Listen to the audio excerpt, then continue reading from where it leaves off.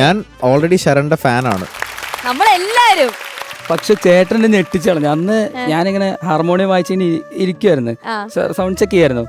ചേട്ടൻ പെട്ടെന്ന് പിന്നിൽ വന്ന്. അപ്പൊ ഞാൻ അങ്ങോട്ട് നോക്കിയില്ല, കാരണം നോക്കിക്കഴിഞ്ഞാൽ എനിക്ക് പേടിച്ചിട്ട്. കാരണം പക്ഷെ ചേട്ടൻ ഞെട്ടിച്ച് കളഞ്ഞു. എന്നെ വന്നിട്ട് വളരെ അപ്രീഷിയേറ്റ് ചെയ്തു. അതെനിക്ക് ഭയങ്കര സന്തോഷമായി. നിന്നെ അപ്രീഷിയേറ്റ് ചെയ്യാൻ ഞാൻ ആരെ അപ്രീഷിയേറ്റ് ചെയ്യാൻ? ഞാന് ഇപ്പൊ ഹരിയോട് ചോദിച്ചു, ഹരി പറഞ്ഞു ഇതുപോലെ ഹാർമോണിയം വായിക്കുന്ന ആളെ അവൻ കണ്ടിട്ടേ ഇല്ല. ഞാൻ കണ്ടിട്ടില്ല. നമ്മുടെ കേരളത്തില് ഞാൻ ഇതുവരെ കണ്ടതില് വൺ ഓഫ് ദി ബെസ്റ്റ്. അയ്യോ താങ്ക് യു. ടച്ച് വുഡ് ഒന്നും. അതുപോലെ ശരത് സാറിന്റെ രണ്ട് പ്രോഗ്രാമിന് ഞാൻ കാണാൻ വേണ്ടി വായിക്കുന്നുണ്ട് ഞാൻ. പക്ഷെ ഞാൻ വായിക്കുന്ന സമയമാകുമ്പോൾ ശരത് സാറ് പോയിട്ടുണ്ടാവും. നീ ഞാൻ പോയിട്ടാണോ വായിക്കുന്നത്? കള്ളനാണോ? നിങ്ങൾ പോകാൻ വേണ്ടി കാത്തിരിക്കണോ?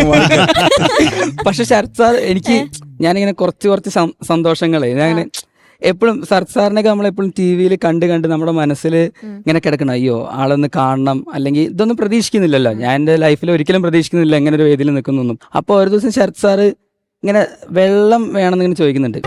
ഞാൻ എന്ത് ചെയ്യുന്ന വെച്ച് കഴിഞ്ഞാൽ വേറെ ചേട്ടൻ ഇങ്ങനെ വരുന്നുണ്ട്. ഞാൻ വേഗം പോയിട്ട് ഏതൊരു പൈപ്പിൽ നിന്നൊക്കെ വെള്ളമൊക്കെ കിടപ്പിലായടാ, എവിടുന്ന് വല്ല കാവായി വെള്ളം പിടിച്ചോണ്ട് തന്നെ എനിക്ക്. ഞാൻ വേഗം പോയി വെള്ളമൊക്കെ എടുത്തിട്ട് പുള്ളിക്ക് കൊടുത്തിട്ട് പുള്ളി അത് കുടിക്കുകയും ചെയ്തു. കിടപ്പിലായി. എന്നിട്ട് അത് കുറെ പേരെടുത്തത് ഇങ്ങനെ പറഞ്ഞു, ഞാനാണ് ശരത് സാർക്ക് വെള്ളം കൊടുത്തത്. അതെ, അങ്ങനെ ചക്കര എനിക്ക് നിന്നെ കണ്ട് പറയുക അത് കൃത്യമായിട്ട് കിട്ടുന്നില്ല. ഞാനത് ഇങ്ങനെ ആലോചിച്ചു പറയുമ്പോഴൊക്കെ ഞാൻ ഇങ്ങനെ ആലോചിച്ചോണ്ടിരുന്നു. അതൊക്കെ നിന്റെ സംഭവം വരട്ടെ. ഐറ്റം ശരൺ ഹാർമോണിയം പെട്ടി എടുക്കും, പെർഫോമൻസ് ഒക്കെ കാണാം. എടുക്ക ആയുധം.